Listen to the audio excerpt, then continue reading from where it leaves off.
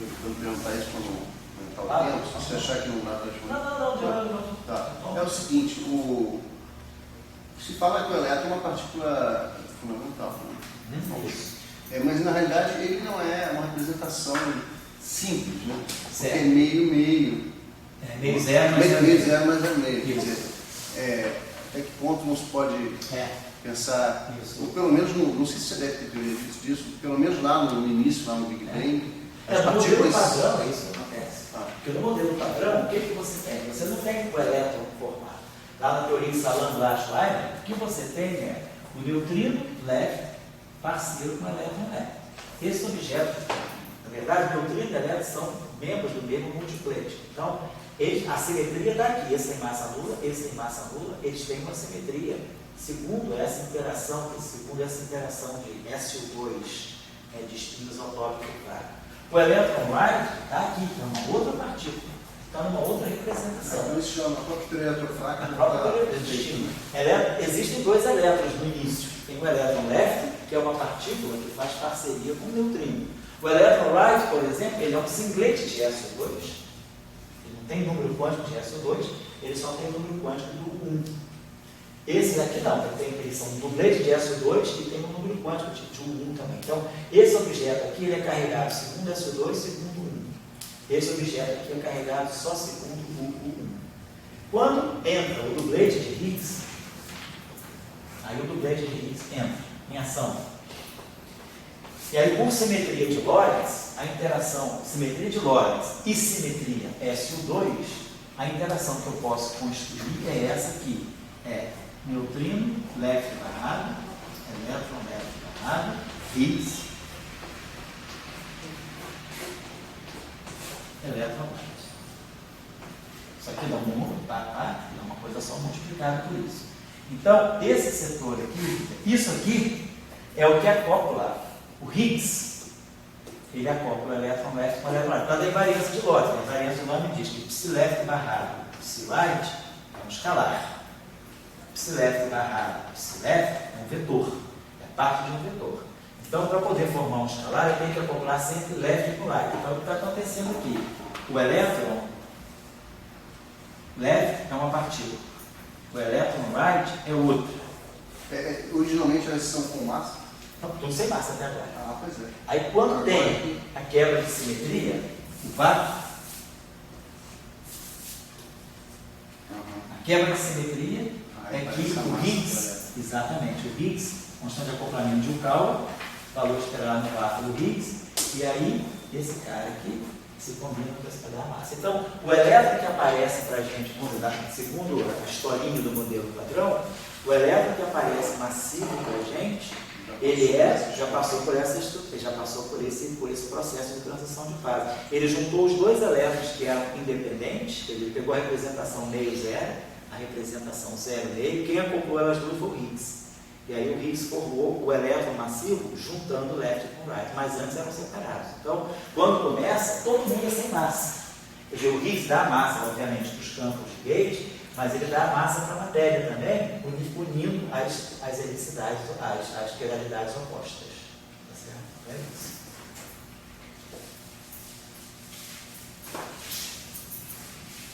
Então, a autointeração, já vimos no passado. Mas no início, então, os elétrons left e right, eles são duas partículas. Mas eles tinham carga. Isso. Mas isso massa massa, isso é uma coisa interessante, exatamente. Eles têm uma carga, a carga deles é a seguinte também. Eles têm carga SO2, que não é a carga eletromagnética.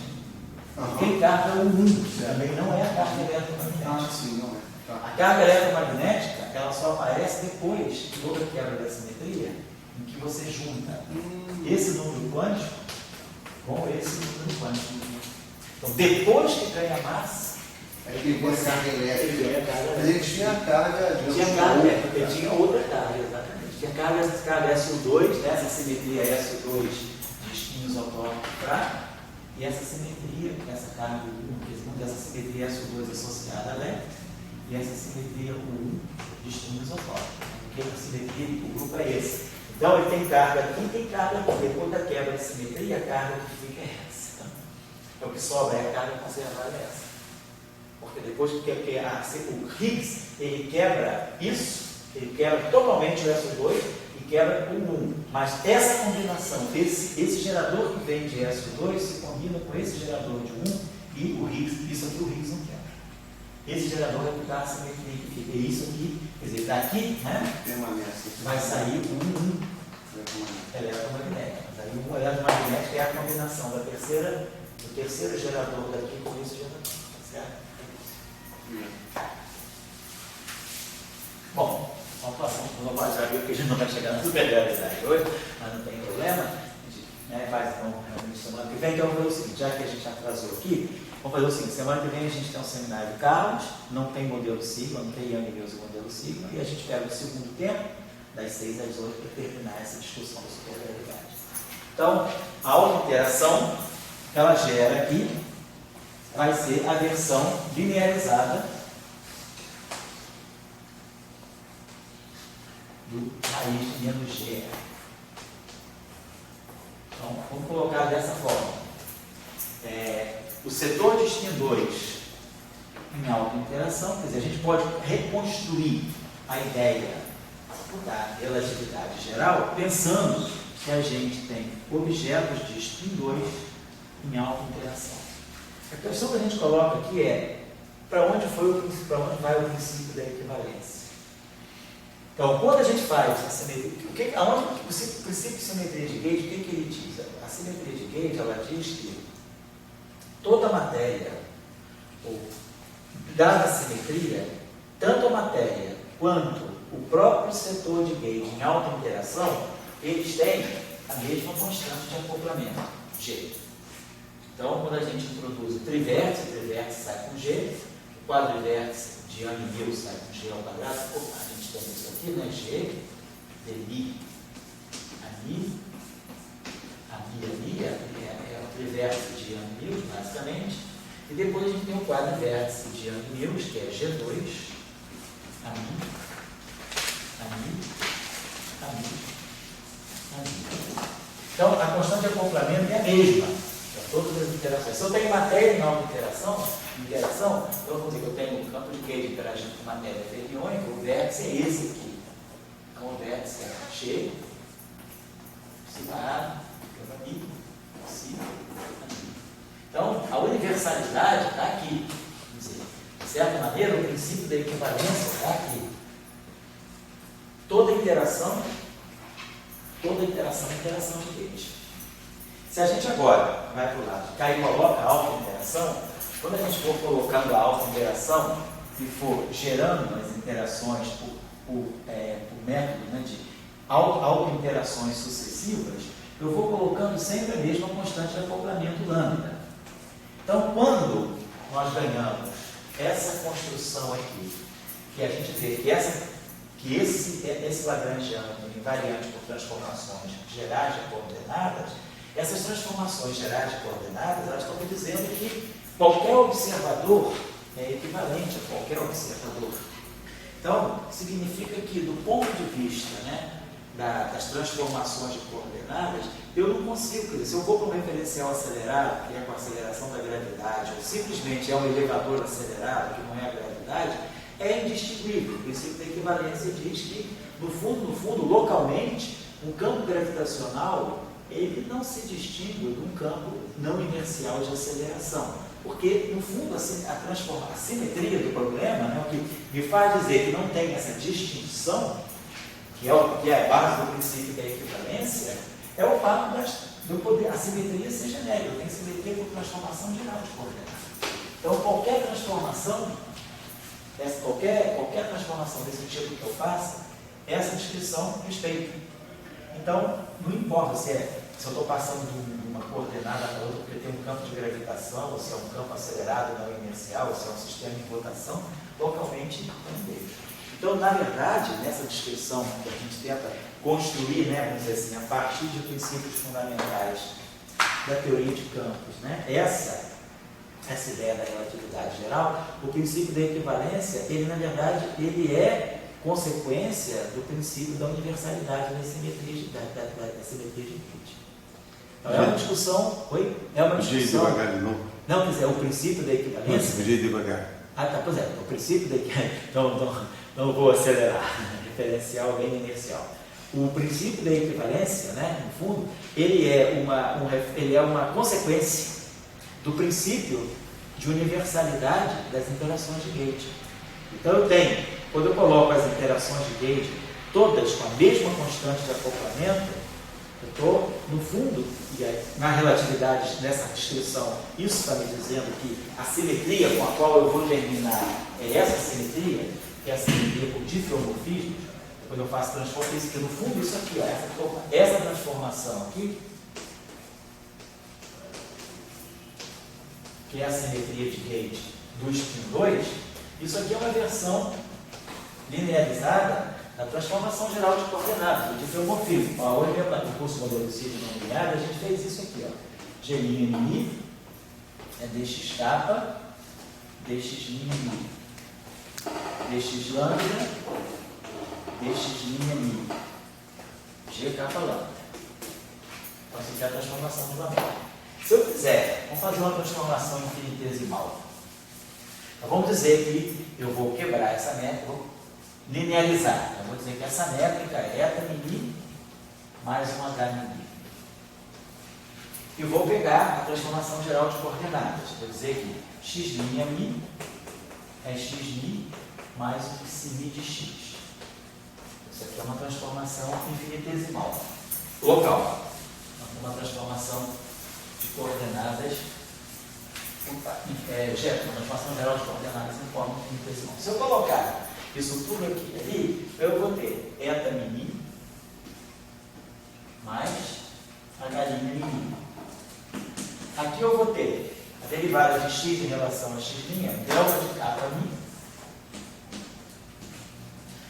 Só que eu estou derivando a derivada de x' em relação a x é a derivada desse objeto. A derivada de x' de x em relação a x' é a matriz inversa. Então é menos a derivada desse objeto. Então é menos d mi psi kappa. Isso porque eu estou trabalhando lá, em primeira ordem em si, obviamente. Por isso que a inversa é isso aqui. A outra lá é delta lambda mi menos d mi psi. E aqui eu tenho eta mi mais essa kappa lambda, né? Mais h. Então, primeiro termo é eta mi. Então eu vou ter h' mi, primeira ordem, eu vou ter h' mi, vai ser, então, esse termo aqui, esse termo aqui interfere com esse, aí não é, então agora eu vou pegar esse termo, então eu vou ter h' mi. Depois eu vou pegar esse termo, só posso pegar o eta, senão seria a segunda ordem de si. Aí eu vou ter aqui menos dmi, e aí esse kappa lambda dmi psi. Agora que eu coloquei esse termo com esse termo aqui, e esse termo aqui. Então o lambda fica kappa. O kappa não, então fica exatamente isso aqui, e depois esse termo com esse termo, menos dmi. Então, na verdade, é só trocar o sinal, né? E a transformação, eu posso colocar, dizer que isso aqui é uma transformação geral de coordenadas, então aqui fica mais, e aqui fica mais uma redefinição. É só chamar psi de menos que psi. Então, essa transformação aqui, na verdade, que é a simetria do spin 2 da equação de Pauli-Fierz, é uma expressão da linearização da transformação geral de coordenadas. Da linearização do campo. Então, a descrição que nós estamos tendo, né, quando a gente tira Pauli-Fierz, essa simetria que não à toa sai do spin 2, ela já é a versão linearizada das transformações gerais de coordenadas. Essa simetria aqui, que é boa para eliminar o spin 0 e o spin 1, e deixar passar só o spin 2, ela já é uma versão das transformações gerais de coordenadas. Então, quando a gente coloca, vai construindo a teoria com todas as interações, que a gente chega aqui, pode mostrar que chega aqui. Isso aqui é um trabalho muito bonito do Deser. Do Stanley Deser. É no trabalho dele, eu posso depois passar a referência para vocês. Eu acho que de 72 ou 73. Então, que ele mostra que a gente pode construir a relatividade geral a partir da autointeração de spin 2. E aí a simetria sai naturalmente. Né? A simetria sobre transformação geral de coordenadas. Então, na verdade, né, quando eu estou vou formar a teoria com autointeração, eu vou ter que manter uma única constante de acoplamento. Então, essa única constante de acoplamento... Você já diria que essa relação do x' com o H', que você transformou agora a transformação geral de coordenadas, escreveu daquela maneira. Ali já está o princípio de equivalência. Ali já está a base do princípio de equivalência, exatamente. Ou você está querendo dizer, agora quando isso aqui vai dar as constantes, vai estar as leis de... E aí quando você começa a colocar as autointerações, você vai colocando sempre com a mesma constante. Então quando se soma tudo para fechar... O centro de equivalência é uma Slavov Taylor, né? E a Slavov Taylor junta todas numa constante só. Uma constante só. Dali para Slavov Taylor, coisa é automática. O princípio de equivalência está ligado mais ao x' mi. Está ligado mais ao x' mi. Está ligado, porque é a equivalência de qualquer referencial. E daí, bom, como teve todos os Gs, é uma maneira de mostrar que... Porque você, quando coloca todos os Gs iguais, você consegue somar tudo aqui. Você consegue somar o efeito de todas as interações aqui. Isso significa ter todos os Gs iguais. É a universalidade do princípio de Gauss. Quando você soma tudo aqui, você vê que essa simetria aqui, ela se reverte dessa forma. Então, a simetria sobre transformação geral de coordenadas, ela chega aqui porque você fez todas as constantes de acoplamento de Gauss iguais. Todas as autointerações que você introduziu é com a mesma constante. Então, o princípio da equivalência, no fundo, ele está ligado ao fato de você ter uma universalidade das interações de Gauss. Nessa descrição, claro. Essa coisa do elevador, etc. Isso aí é uma outra visão. Uma visão, vamos dizer assim, mais... Vamos dizer, primária no bom sentido, né? Uma visão talvez mais terra-terra. Aqui é uma visão, vamos dizer, você precisa já de uma base de teoria de campo, uma visão um pouquinho, já é um approach um pouquinho menos natural, vamos dizer assim. A visão do elevador do campo gravitacional é uma visão mais terra-terra. Aqui a gente está fazendo uma visão mais dentro do âmbito da teoria de campo. Né?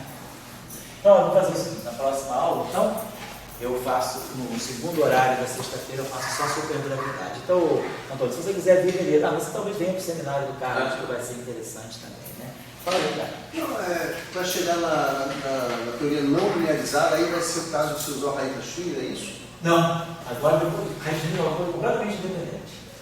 Tá, mas você não tem nenhuma... Quer dizer, aqui eu estou fazendo a teoria, a não linearidade está toda aqui, já cheguei aqui. Quando eu somo todas as autointerações desse raiz de menos GR, a não linearidade já está aqui. Não, mas peraí. Você partiu, supôs que era uma... Eu supus que o lagrangiano era Pauli Fierz, que era H, operadores diferenciais H. Que era o que dá a ver com quer dizer, isso aqui é a ação que me dá as equações de Pauli Fierz. Aí, isso aqui é uma ação quadrática.